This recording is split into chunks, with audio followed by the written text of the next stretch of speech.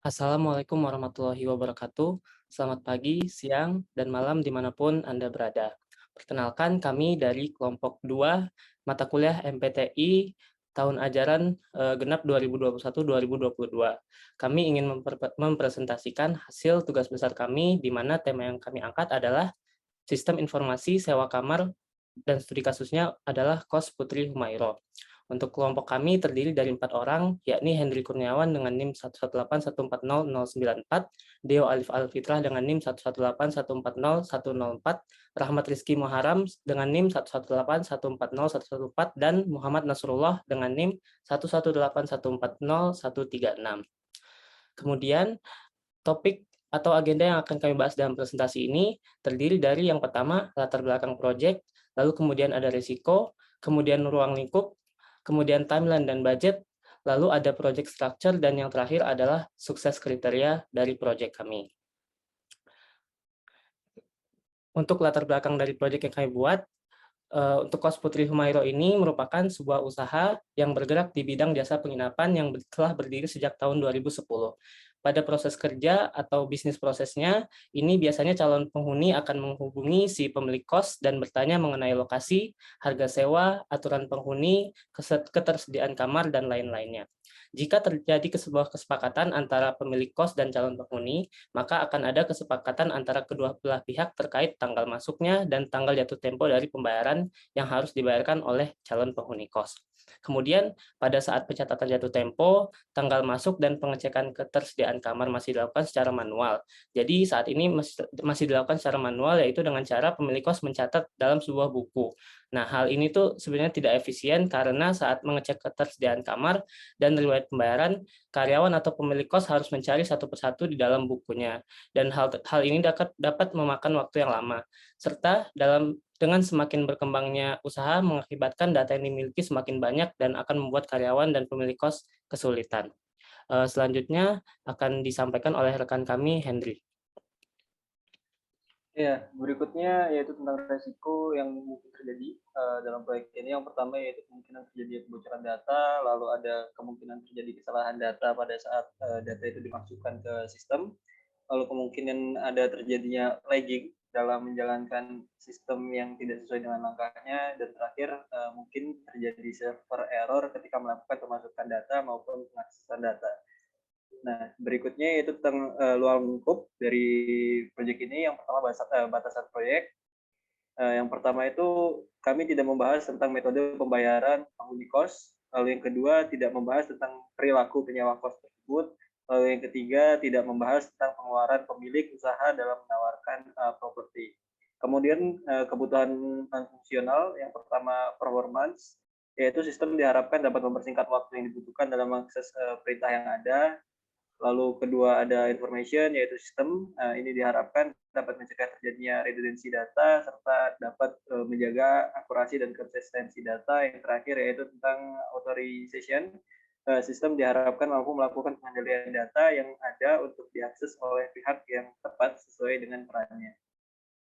Lalu untuk kebutuhan fungsional, yang pertama sistem mampu melakukan pencatatan tanggal masuk penyewa, lalu sistem mampu melakukan pencatatan tanggal keluar penyewa, yang ketiga sistem mampu memberikan laporan ketersediaan kamar, lalu sistem mampu memberikan informasi status pembayaran setiap penyewa, dan terakhir sistem mampu mengingatkan pengguna apabila ada penyewa yang menunggak pada rentang waktu tertentu.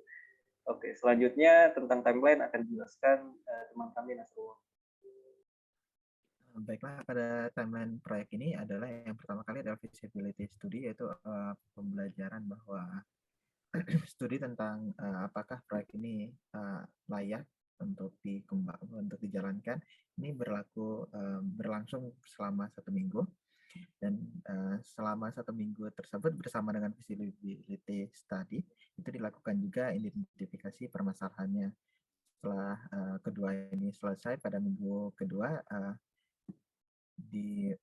diadakan penggalian kebutuhan. Di sini kebutuhan akan dicari apa saja kebutuhan yang diperlukan untuk menjalankan dan mensukseskan proyek tersebut. Ya, selanjutnya ketika pengumpulan sudah selesai pada minggu ketiga, yaitu pengumpulan dan pengolahan data. Pengumpulan tadi akan dikumpulkan dan akan diolah kembali. Selanjutnya setelah pengumpulan dan pengolahan data dilakukan perancangan sistem, yaitu pada minggu keempat dan minggu kelima. Selanjutnya dilakukan prototyping pada minggu ke-6 dan minggu ke-7. Dan selanjutnya dilakukan development pengembangan pada selama 4 minggu, yaitu dari minggu ke-7 hingga minggu ke-10. Selanjutnya selagi development secara bersamaan, yaitu melakukan testing dan debugging, yaitu dilakukan selama 5 minggu, yaitu minggu ke-8 dan minggu ke-12. Selanjutnya integrasi software dari seluruh yang telah dikembangkan dan di tes dan di debugging, yaitu software tersebut akan diintegrasikan menjadi satu kesatuan. Ini terjadi pada minggu ke-11 dan minggu 12. Selanjutnya yaitu adalah deployment. Sistem yang telah selesai dibuat akan dideploy ke dalam sebuah cloud atau komputer server. Selanjutnya ada pelatihan karyawan. Di sini karyawan akan dilatih untuk menggunakan sistem yang telah ada. Selanjutnya, budget. Di sini merupakan budget estimasi dari kami, yaitu survei dan analisis sebesar 3.500.000, desain dan implementasi sistem 40 juta, biaya lisensi 7.500.000, training sistem informasi 2 juta rupiah, dan biaya dokumentasi 2 juta rupiah, dengan total budget seluruhnya yaitu 50 juta rupiah. Selanjutnya akan dijelaskan oleh Deo.